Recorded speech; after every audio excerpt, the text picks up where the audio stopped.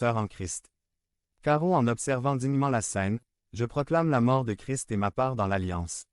Acquise par sa mort. Caro en observant dignement la scène, je renouvelle et proclame ma communion avec Christ en tant que mon Sauveur et Seigneur. Caro en observant dignement la scène, je renouvelle et proclame ma communion avec mes frères et sœurs dans la nouvelle alliance. 4. Comment manger et boire dignement.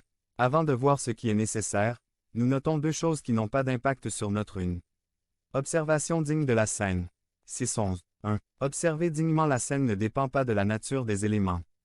2. Observer dignement la scène ne dépend pas de celui qui distribue les éléments. Jamais vous ne lirez dans la Bible, discerner vérifier la nature des éléments. Est-ce que c'est du pain, commun ou spécial, etc.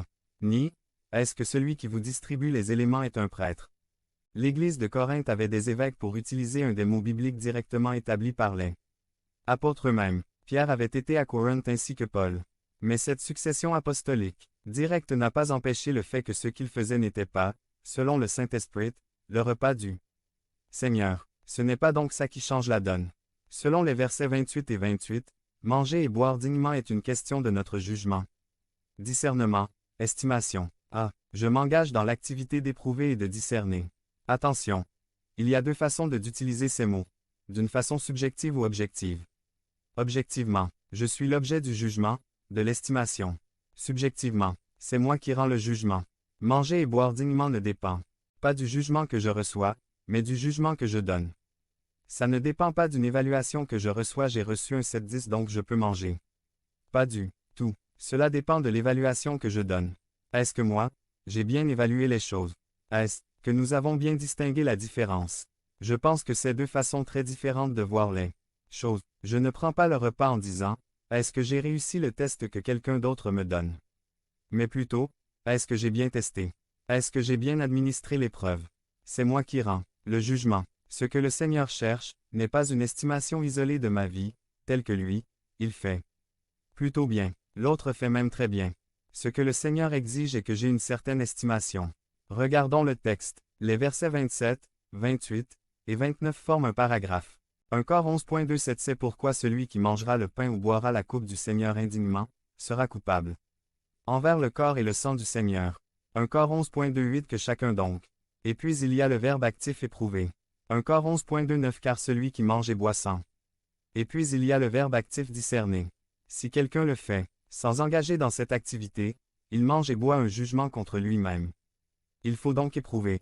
Et il faut discerner.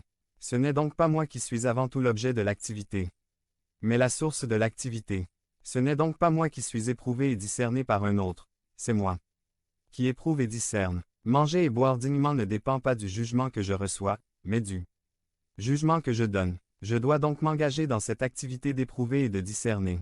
Je note en passant que c'est une des raisons que nous ne donnons pas la scène aux bébés et aux petits enfants. Dieu avait dit à Jonas qu'il se trouvait plus de 120 000 hommes qui ne savent pas distinguer leur droite de leur gauche. Jonas 4.11. C'est vraisemblablement une référence aux petits de la ville. Or si on ne peut pas distinguer sa main droite de sa main gauche, il est fort possible qu'on ne puisse pas distinguer, juger, discerne les choses beaucoup plus importantes mentionnées dans ce passage. Il y a donc une activité juger, discerner, mais deux objets. 27 C'est pourquoi celui qui mangera le pain ou boira la coupe du Seigneur indignement, sera coupable envers le corps et le sang du Seigneur. 28 Que chacun donc s'éprouve qui, soi-même, et qu'ainsi il mange du pain. 7.11 Et boive de la coupe. 29 Car celui qui mange et boit sans discerner quoi, le corps du Seigneur, mange et boit un jugement contre lui-même. 1. Soi-même. 28 Que chacun donc s'éprouve qui, soi-même, et qu'ainsi il mange du pain et boive de la coupe. Le verbe traduit éprouver décrit l'action d'examiner soigneusement quelque chose afin de déterminer son authenticité. C'est souvent traduit discerner. Le mot comprend deux éléments importants. 1. Un examen, un test. Dans la Septante traduction grecque de l'Ancien Testament, ce même mot est souvent utilisé de Dieu qui sonde les cœurs, voir Psaume 26.2, 139.1, 23. Le feu éprouve l'or. 1 Pierre 1.7. 2. Une évaluation, un jugement, une estimation de la chose basée sur l'examen. 1 Timothée 3.10 dit des diacres qu'on les éprouve d'abord, et qu'ils exercent ensuite leur ministère, s'ils sont sans reproche. Il est évident que l'épreuve doit conduire à un certain jugement. Ailleurs, ce mot est traduit approuver, voir Romains 14.22.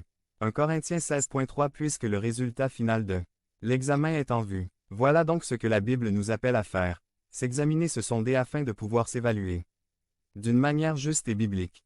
Le danger est qu'on se pense être une chose, tout en étant une autre. Romains 1.22 Se vantant d'être sages. Ils sont devenus fous. Comment faut-il s'évaluer? Voici 3P. 1 En personnalisant la Bible. Je vous invite à lire Jacques 1,22 à 24 où nous trouvons ce même danger. Mettez en pratique la parole, et ne vous bornez pas à l'écouter en vous trompant vous-même par de faux raisonnements. Car, si quelqu'un écoute la parole et ne la met pas en pratique, il est semblable à un homme qui regarde dans un miroir son visage naturel, et qui, après s'être regardé, s'en va, et oublie aussitôt comment il était. La Bible est comparée à quel outil de la vie? Égale un miroir. La Bible est un modèle miroir. Imaginez un miroir où il y a tracé le contour d'une personne qui a, par exemple, les bras en l'air. En vous tenant devant le miroir, vous pouvez placer vos bras dans le schéma qui est dessiné sur le miroir. Pour le faire, vous devez regarder à la fois le modèle, le contour de la personne dessinée sur le miroir et votre propre reflet que se trouve dans le miroir pour pouvoir vous mettre dans la bonne position. Selon Jacques, qu'est-ce que l'homme oublie en partant? Ce n'est pas le modèle, mais plutôt lui-même. C'est fascinant. Savez-vous que c'est souvent plus facile de retenir ce que la Bible dit de Dieu que ce qu'elle nous révèle d'être? Pour s'examiner, il faut pouvoir confronter ce que nous sommes avec ce que dit la Bible. Il faut activement appliquer les commandements de la Bible à nous-mêmes. Il faut que je me rappelle du fait que Dieu me parle. Prenons plusieurs exhortations de Paul. Est-ce que nous nous confrontons nous-mêmes sérieusement à ces exhortations? Voici quelques-unes. Romains 12,1 à 2 Je vous exhorte donc, frères, par les compassions de Dieu, à offrir vos corps comme un sacrifice vivant, saint, agréable à Dieu, ce qui sera de votre part un culte raisonnable.